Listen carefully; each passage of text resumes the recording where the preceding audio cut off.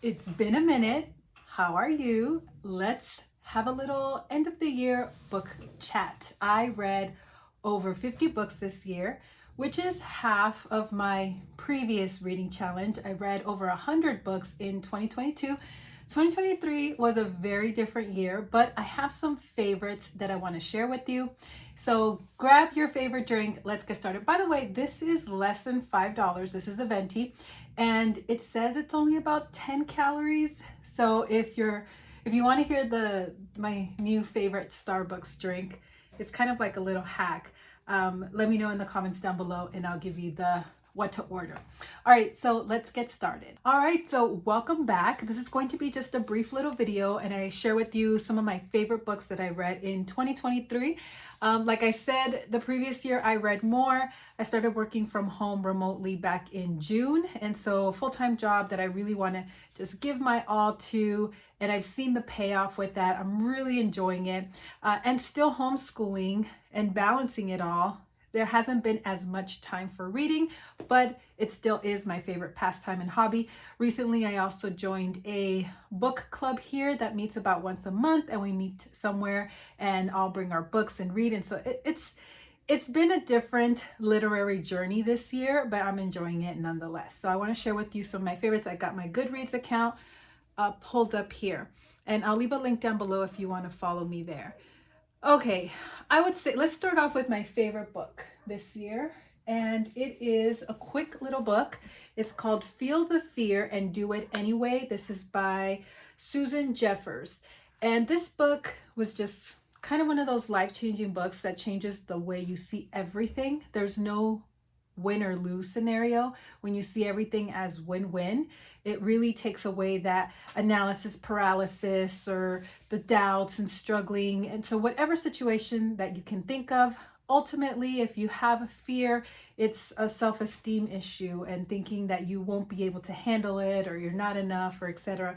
So this book helped me also to talk to my teenagers who can overthink things as well. I recently took the Enneagram test for work and found out that I'm a 1, which is a perfectionist.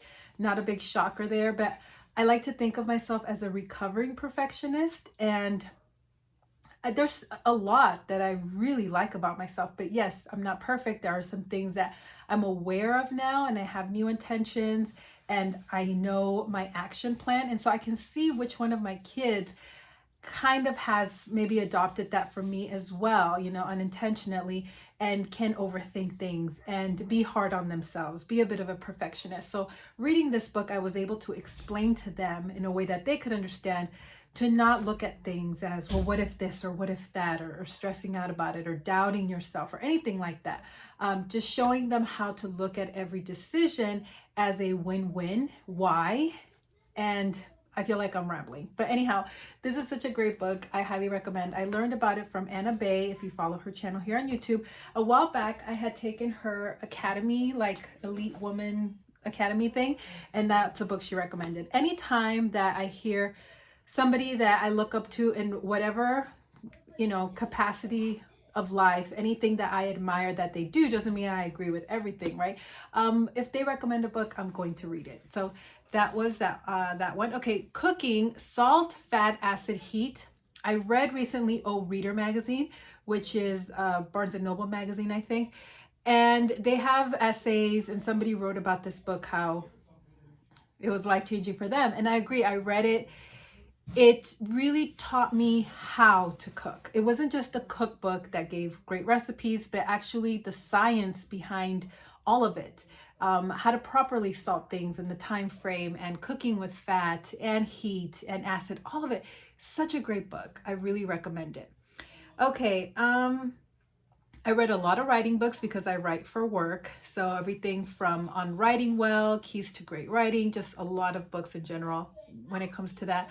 I'm also going to share with you some of my favorite books that I read out loud to the kids, and their favorite books, the YA books as well. I'll do that at the end.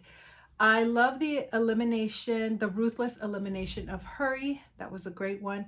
A lot of these little Murray Oxman books. I think I have them here.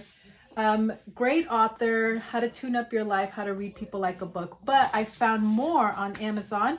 such as how to beat stress and get the most out of life and how to easily handle difficult people. That one is a must read. If you have any difficult people in your life, you've got to read it. I read a lot of memoirs. My favorite was probably the Britney Spears one. You know, just growing up in the time period I did, obviously knew who she was, very popular. But just reading her life, how traumatic her childhood was and what happened to her and her time in institutions and everything is just crazy. Just kind of really feel for her. It was intense. It was like one of those sad reads, but I don't know. It was great writing, I should say. I really felt like it was her laying it out, talking with me, explaining the good, bad, and the ugly. Unlike another memoir I read, which was Spare, which was horrible. I hated the writing style, could not connect with it at all. I don't know if he had some kind of ghostwriter or what, but I also read Demi Moore's Inside Out. I really liked hers as well. I also did read Becoming Free Indeed. And, you know, lots of thoughts there, but all I can say is that I really feel for anybody that deals with intrusive thoughts, especially if they're fueled like by some kind of religious leader or practice that isn't necessarily like biblical. Again, I think it's a combination of you, what's going on with you, your personality, your quirks, your mental faculties, and sometimes colliding with certain other things can bring about just really hard things to deal with and go through. And so I really got that from that book. Triumph by Carolyn Jessup, her escape from polygamy, that was incredible. Just, it's so funny how two people can have these religious traumatic experiences and be so different, but to the person they feel equally as hard and traumatic. But when you look at something like Becoming Free Indeed, you know, and I hate to do this and minimize anybody's story, but then comparing it to Carolyn Jessup's story and what she went through escaping polygamy is just, no matter what situation you're in, I think you need to count your blessings because it can always be worse. And I'm sure there are people that have worse experiences than Carolyn Jessup, but wow, it's just reading these things. I think it just helps you to just be grateful for everything that you have and how no matter how maybe you were raised in your parents' limitations and, you know, your own traumas, to see how it is for other people. Again, I just feel like I'm rambling, but I think that's why I enjoy reading these memoirs. Another one that I really liked was Intuitive Eating for Life. This is a book that really helped me to just stop the yo-yo dieting and really listen to my body, what it needs as far as like vitamins and supplements. And I have like started a little supplement regimen that I think has really helped me, but just, you know, what am I craving? Why? You know, do I need a little bit more iron or salt or whatever it may be? So no more dieting. And I've actually been really consistent with losing weight. And at one point, I haven't weighed myself in a week, but I was only 7 pounds away from the weight when I met my husband, you know, before I even had 6 kids. And that's again with no like any kind of dieting. I do watch my calories. I used to be like actually counting my calories, but I don't do that anymore. I just kind of know. I know what is like, I know if I go to Chick-fil-A to just get the nuggets and the kale side salad and 1 packet of buffalo, and that's very low calorie and very filling. That's a lot better than the #1 combo, right? So it's just about making better choices, being conscious of the calories and my movement, like walking a ton more. I do have a gym membership. I like it because I could take, you know, somebody, so I'll take like one of my teens with me, and it's just kind of getting them into that mindset, right, of taking care of yourself. So I love that one. The Power of 8 was super interesting, that you can kind of see like prayer, but also experiments of other collectives of people getting together and like focusing on one thing, maybe lowering the crime rate in their area and how it does happen. I mean, your mind is so incredibly powerful. That's kind of my big takeaway from that. I read Hearing God. We did that one with our Bible study. That was a really great one. The Empowered Wife. Oh, The Archetype Diet. Another great book that helped me to see how I carry stress in my body, what certain things to avoid. Like I know now dairy with my sort of body type and cortisol levels and things like that, it's just really not good for me. So I avoid it when I can. I'm not like eliminating anything, but I know the consequences if I have something really cheesy, right? The Soul Solution and Do Less really helped me to like focus on what I want to focus on professionally and moving forward. And Quit by Annie Duke, that was a good one that I just, you see something like dying, like this channel for a while, like the views, it was just declining, and you keep putting effort into it because you love the people that you're creating the content for, right? But at a certain point, it's like Kodak, right? You have to know when to call it and when to do something else. And so that book was really helpful for that, to not have sunken cost fallacy, thinking, well, I've already put so much effort into this, I gotta keep it going. Sometimes you have to know when to call it and move on. I read the Court of Akatar series, A Court of Thorns and Roses. I'm missing the last book. I'm reading the last book right now. And that was my first like romantasy series, and it was good. It was good. I got really hooked on it. What else? I'm looking through. I read Holes out loud to my kids. That Louis Sachar is a favorite author of my kids now. One of my daughters made me buy every book he has ever written. So I bought some hard copies and then some on Kindle because I just couldn't keep up. She was reading them like every 2 days.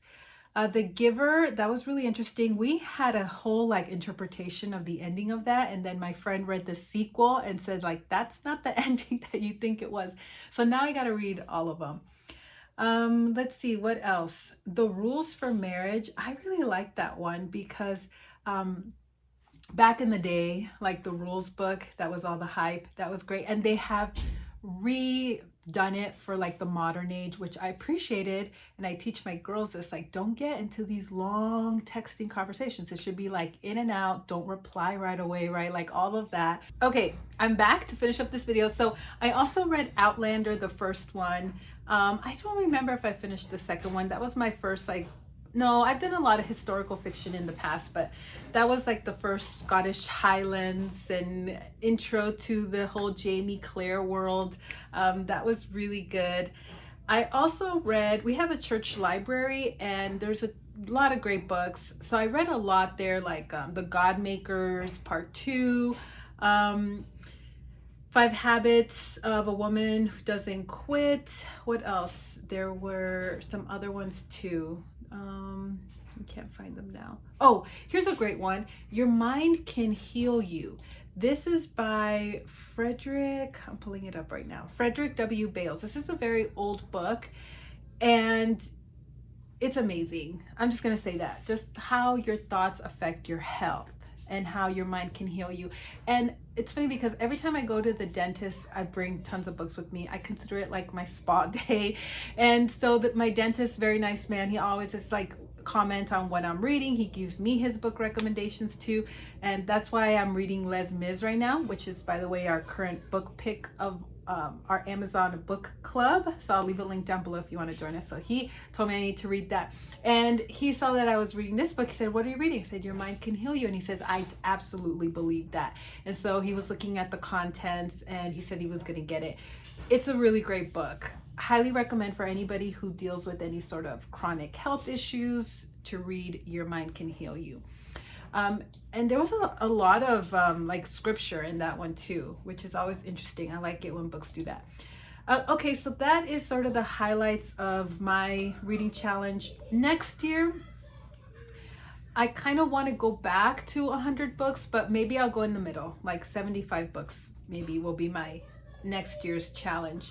I'll share with you what I'm currently reading right now as well. Here's my Barnes & Noble tote. And it's funny because this is like everything that I'm currently reading.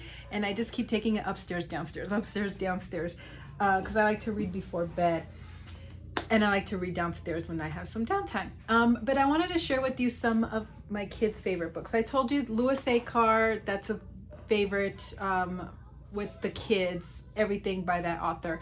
My teens, they really enjoyed the Never Ending, what's it called? I'm gonna pull it up right here. Never Ending Ballad Trilogy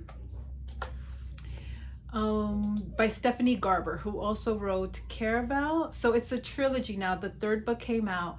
So The Ballad of Never After, and that was a Goodreads Choice Award. It's got a 4.55 rating. And the other books in the series, I can't think of it. Let me see. What are they called?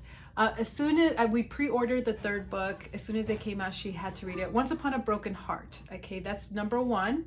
And The Ballad of Never After is book number 2. And then 3 that came out was A Curse for True Love. So that's the trilogy.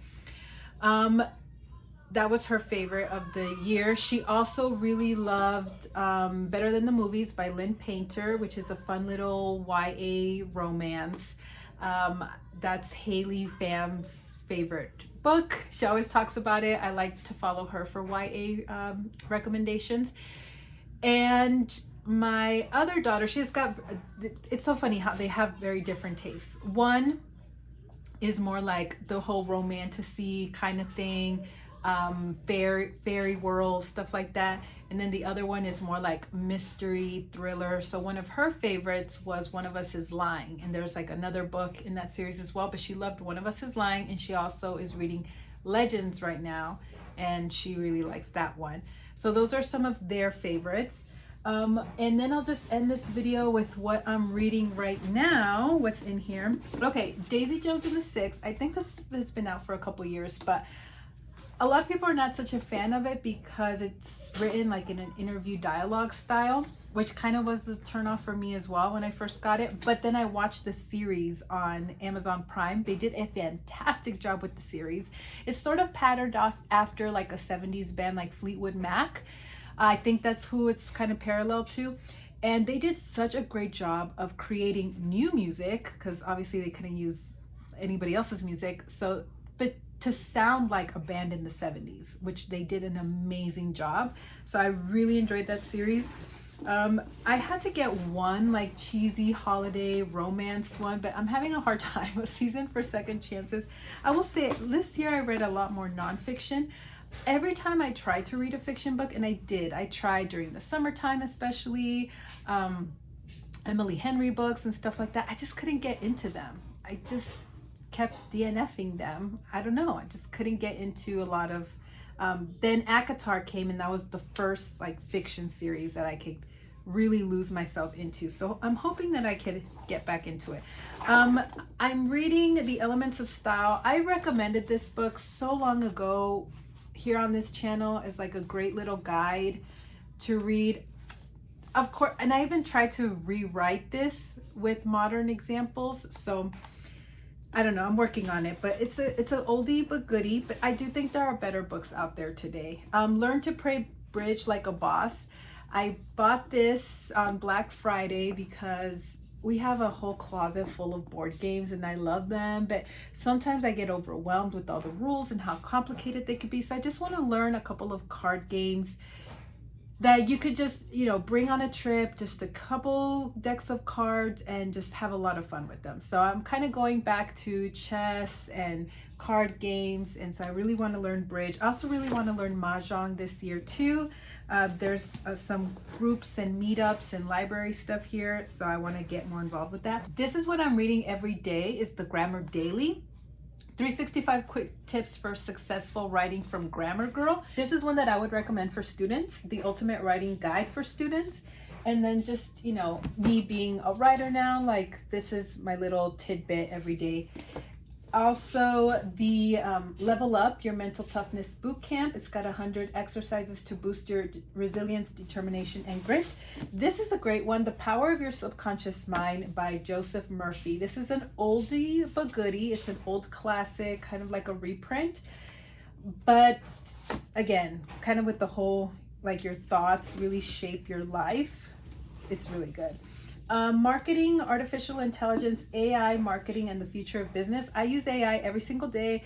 I love it. I use it for personal reasons, for professional reasons. And part of me at one point thought I'd like to start a consulting agency where I could help small businesses harness the power of AI to streamline things. But I don't know, the thought of like doing a startup again, it's just, but at least I can learn about it. How to get a meeting with anyone. This is really interesting, the contact marketing. And this has really inspired me because there are certain people that I follow, I really admire their writing style. I have some favorite writers, and just having like, why not reach out to them and see what you never know, like to get a meeting with them or a possible job opportunity or whatever it may be. I'm trying to teach my kids that you can do whatever you really set your mind to.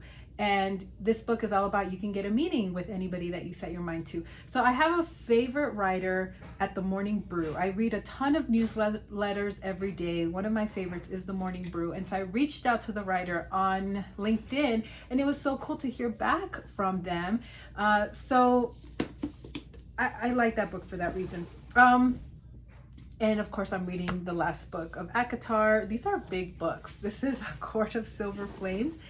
And then I have my Kindle, because I'm always also still reading a few books there. I just ordered a couple of books. I'll share with you what I ordered, what I'm looking forward to. The writing memoir from Stephen King, which is on writing. So I'm looking forward to reading that. I hear that it's really good. And let me pull up Amazon. I'm excited about this book. It's arriving tomorrow. It's called How Work Works, and this is by Michelle P. King, The Subtle Science of Getting Ahead Without Losing Yourself. And this is something that I've kind of like instinctually known and have used the last several years. And so I'm excited to see someone who actually put it down in a book and reading what they say about it. It's a Porchlight Best Business Book Award winner, an Inc. magazine non-obvious book awards pick, etc. I also follow a lot of newsletters that talk about books and the latest book releases and awards, books that win awards and stuff. And so that's how I found out about this one. So yeah, that is my bookish chat videos for the end of the year. I would love to hear what you're reading. In fact, I'm going to do a little giveaway. So if you'd like to win a $20 Amazon gift card so that you could purchase your next book, go ahead and just comment down below what is a favorite book that you read either this year or ever, like a top 3 favorite book. Let me know in the comments down below. We'll do a random generator to pick a winner, or maybe like the person that has the most likes. We'll see. So just comment down below for a chance to win. I'm going to leave some links down below of maybe like my top 5 favorite books, Amazon links if you want to check them out, as well as the Amazon book club and maybe my Goodreads profile too. Thank you so much for watching. And again, I appreciate your patience as I'm trying to figure out what I'm going to do with this channel. I'm thinking about either writing an ebook or hosting a masterclass of how to use AI to get the most out of your books. Like, many of you might have my course that I used to sell on, how to use ChatGPT with homeschooling, how to homeschool for free. I talked about with the books how you can make vocabulary lists, worksheets, all kinds, get book recommendations, tell you as a parent what you need to know, any kind of trigger warnings, stuff like that. Subject matter in books. But I've also learned how to do some other fun things, like creating a capsule wardrobe from a favorite book or a favorite character. And so I just be on the lookout for that if you're on the email newsletter, or just subscribe here and I'll let you know if I am going to either write it or host it, because it's a lot of fun what you could do with AI and books. So thank you so much for watching. If you like this video, I think you would like this one. YouTube's algorithm thinks you would like this one instead. Again, if you like this video, please give it a thumbs up. It really helps me out here with the YouTube algorithm. My channel is in a really weird space where it's really ranking and taking off for one particular thing, like how to make a book. So any homeschool or any other kind of content, it just does not get pushed. So every like here will help me to maybe kind of change this a little bit to be more in line with what I want to do on this channel. So thank you all so much, and I will see you in another video. Bye for now.